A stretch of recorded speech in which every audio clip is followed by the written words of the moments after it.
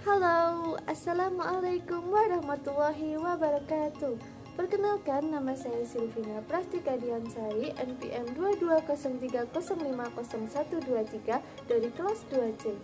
Tujuan saya membuat video ini adalah untuk memenuhi tugas bahasa Indonesia yang diampu oleh Bapak Arif Riyad Purnanto, Sarjana Pendidikan Magister Pendidikan. Materi yang akan saya bawakan yaitu tentang fonologi dan morfologi bahasa Indonesia. Yang pertama adalah fonologi. Fonologi diambil dari bahasa Yunani yang terbagi menjadi dua kata. Yang pertama yaitu phono dan logos. Phono berarti bunyi dan logos berarti ilmu. Jadi, secara etimologis, fonologi merupakan ilmu tentang bunyi bahasa. Secara terminologis, fonologi adalah bunyi yang dihasilkan oleh alat ucap manusia dan dapat diterima oleh telinga manusia. Jadi, kesimpulannya, fonologi adalah ilmu tentang bahasa yang membahas bunyi dari alat ucap manusia, kemudian membentuk suatu gelombang bunyi sehingga dapat diterima oleh telinga manusia. Selanjutnya adalah sumber bunyi bahasa. Bunyi yang dihasilkan oleh alat ucap manusia dimulai dengan memanfaatkan pernafasan sebagai sumber tenaga, kemudian mengeluarkan udara melalui rongga mulut atau hidung, ataupun rongga mulut dan hidung secara bersamaan. Bunyi bahasa menurut sumber keluarnya terbagi menjadi tiga. Yang pertama adalah bunyi oral, itu berarti bunyi berasal dari mulut. Yang kedua ada nasal atau sengau, berarti bunyi berasal dari hidung. Dan yang terakhir ada dinasalisasi, yaitu bunyi yang keluar dari mulut dan hidung secara bersamaan. Kemudian bunyi bahasa dicabangkan menjadi dua bagian.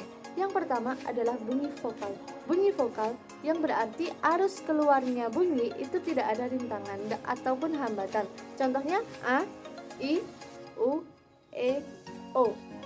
Yang kedua adalah bunyi konsonan, di mana bunyi selain vokal yang tercipta karena suatu hambatan.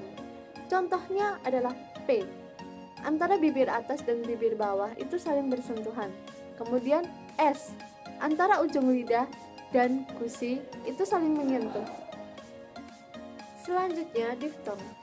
Diftong adalah vokal yang berubah kualitasnya pada saat mengucapannya secara singkat, dan dua vokal yang diucapkan sekaligus pelafalannya menjadi satu bunyi. Contohnya harimau, kerbau, santai, dan lain sebagainya. Kemudian gugus konsonan.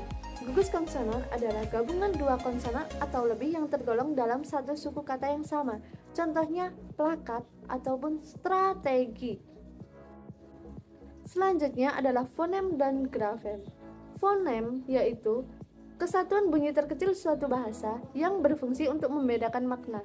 Sedangkan grafem yaitu sistem pelambangan yang pada dasarnya berupa huruf. Perbedaan fonem dan grafem terletak pada pengejaannya. Contohnya, kalau fonem L, A, D, A, eng, sedangkan grafem L, A, D, A, N, G. Suku kata. Suku kata adalah bagian kata yang diucapkan dalam satu hembusan nafas dan umumnya terdiri dari beberapa fonem. Contohnya, datang. Da berada pada hembusan pertama dan tang berada hembusan kedua.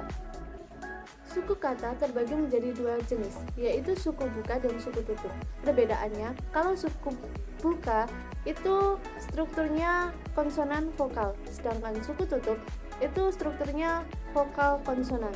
Contohnya, kalau suku buka adalah pergi, kalau suku tutup itu datang. Selanjutnya adalah fonetik. Fonetik merupakan bunyi bahasa yang kehadirannya tidak membedakan makna dan hanya ditekankan pada pelafalannya saja. Fonetik terbagi menjadi tiga cabang. Yang pertama ada fonetik akustik, yang kedua ada fonetik artikulatoris, yang ketiga ada fonetik auditoris. Yang pertama, fonetik akustik, yaitu berdasarkan frekuensi, getaran, amplitudo, intensitas, dan timbrenya. Kemudian yang kedua, fonetik artikulatoris, yaitu berkaitan dengan organ yang membantu menghasilkan bunyi bahasa tersebut.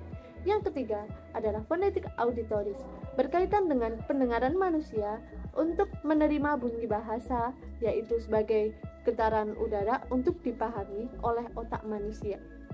Yang terakhir adalah fonemik.